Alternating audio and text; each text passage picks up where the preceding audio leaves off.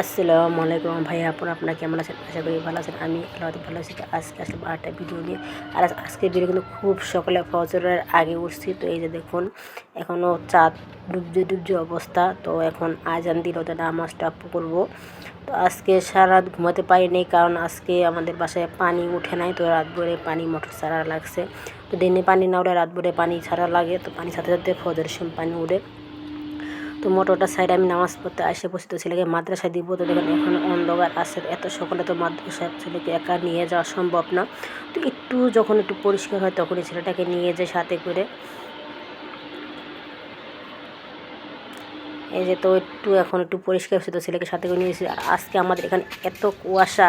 তো এই বছরের প্রথম কালকে কিন্তু প্রচুর বাতাস গেছে, প্রচুর শীত গেছে। আজকে কিন্তু এরকম শীত নেই, কিন্তু কুয়াশা, প্রচুর কুয়াশা।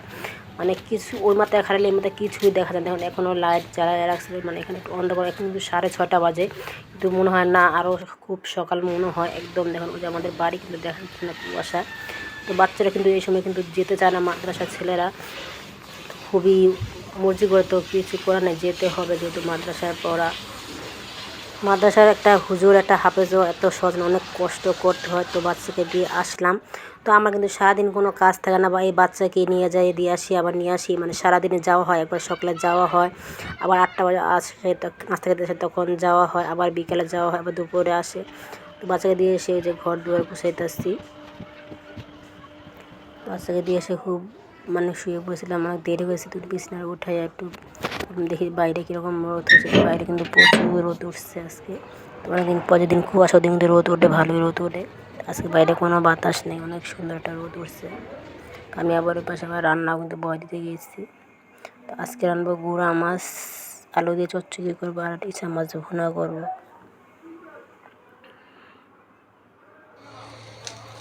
আমার এই গুঁড়া মাছের চচ্চড়ি খেলে আর কিছুই লাগে না, আমাদের খুবই ভালো লাগে গুঁড়ো মাছ। তো আপনাদের কার কাছে ভালো লাগে গুঁড়ো মাছ, অবশ্যই কমেন্ট করে বলবেন। ভালো করে মাখিয়ে নিয়েছি, এখন গুঁড়া মাছ দিয়ে মাখাবো। আর এই গুঁড়া মাছটা যত মাখাবেন ততই মজা।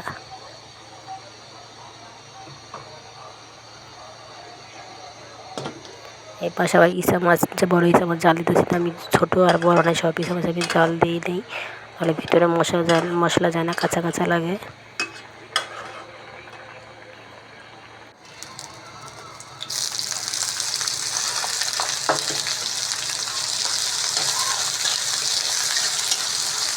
আজকে হালকা পাতলায় রান্না করবো, ওরকম বেশি রান্না করবো না কিছু।